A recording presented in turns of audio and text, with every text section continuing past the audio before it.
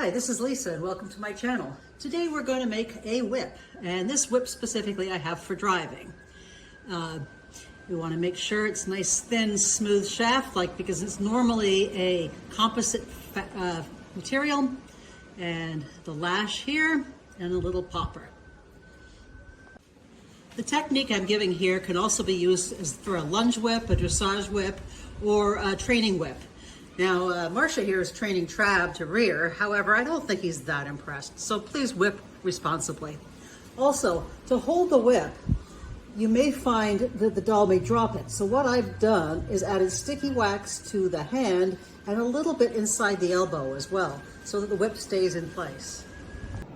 The first thing we're going to do is determine the length of the stick and the lash. And the whole length here does not include the popper, so we're not going to work on that. This site is really good for explaining how the whips work, so I'm going to link that below in the description so you can have a look at that. To measure for your whip, when you have your model seated correctly in the wagon, we're going to check from her hand to this area on the horse. You don't want it to go in front of the point nor behind here, so we want it sitting right there. So I'm looking at that, and mine will be around 11.5 inches.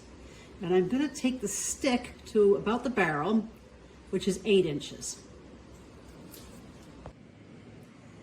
In making this whip, first of all, I have some wire. This is 20 gauge, or you can go slightly thinner. I'm using black because my whip is black.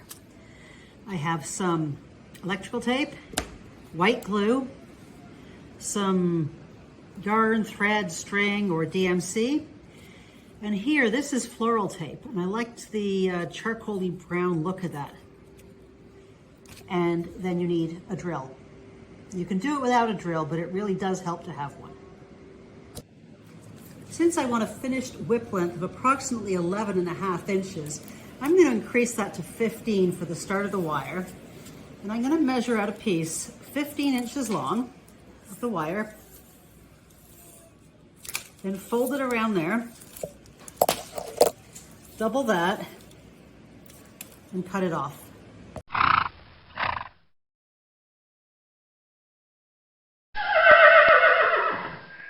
Take the folded edge and put it inside the drill and close that. Tighten that, and on the other end, clamp it with something like a pair of pliers, and then start the drill up.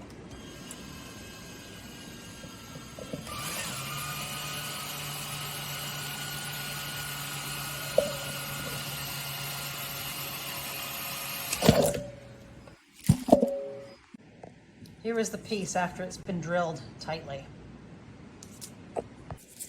Now with that, starting at one of the good ends, you may have to trim off a bit of the end to get the good end there. Measure your distance for me, 11.5 inches. And then cut that off. See, we started with that much extra, and that's all I have after twisting it. This end is going to be the handle, so I'm going to measure my 8 inches, or the length of the stick. There. And then with some Scotch tape, I'm going to put a Scotch tape on the end to protect that. So from here to here is 8 inches, the length of the stick. This is extra right now. Since the stick is usually carbon fiber, I want this section to be smooth.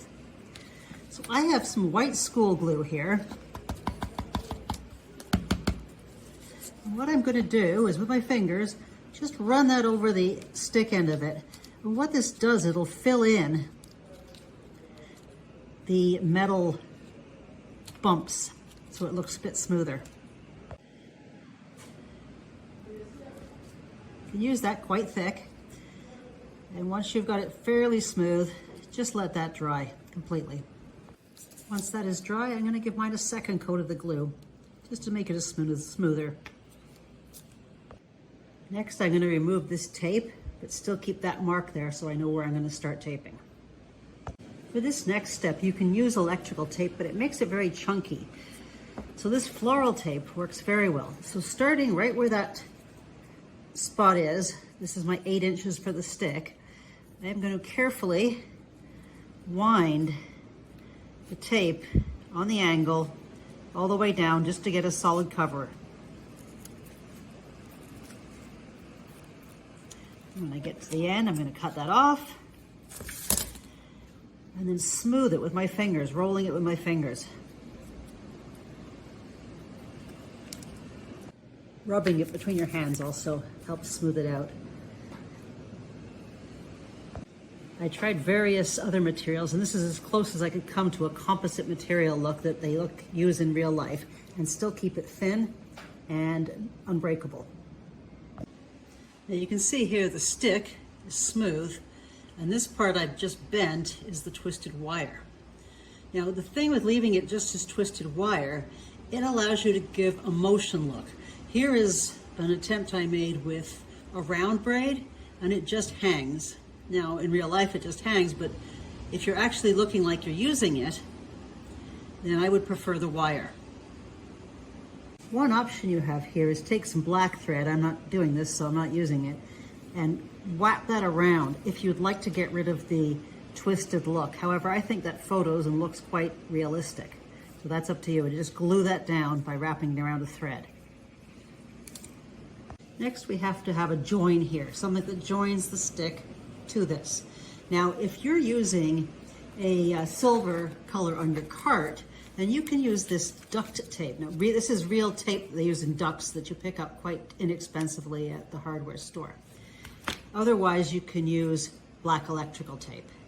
Once I have the tape back peeled off, I'm going to carefully tape that on the section of the rod, not on this section of the twisted wire. Wrap that a couple times, and you're happy with that. Cut off the extra,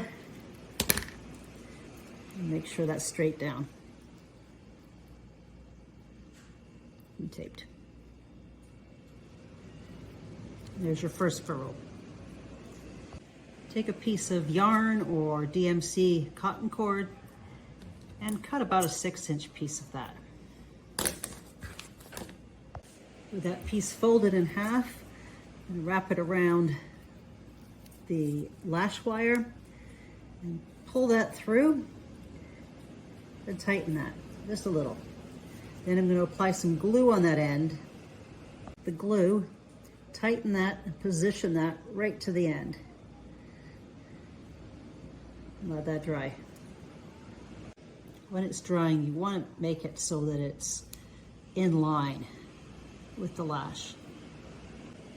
For the popper, now that that's dried, I'm going to twist this rope a little. So I'm going to take this side, the left side, and turn it in my hands counterclockwise, and then pass it over. Then I'm going to do this one, counterclockwise, pass it over. Again, counterclockwise, pass it over.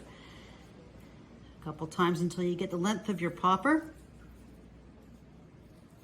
and tie a knot in the end here.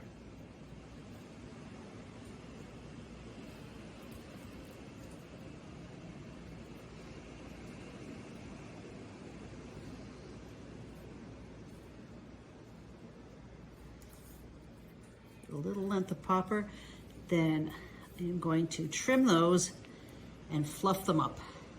On the end of the stick, if there's any extra tape, I'm just going to trim that off so it's flat. Now we're going to work on the handle. I have some black electrical tape, and I want to cut a strip of that about 3/32, just over a quarter inch, just under a quarter of an inch. Starting at about an inch from the end where the handle will be, I'm going to wrap this tape around on a bit of an angle, just overlapping slightly down to the end. This will build up the handle width.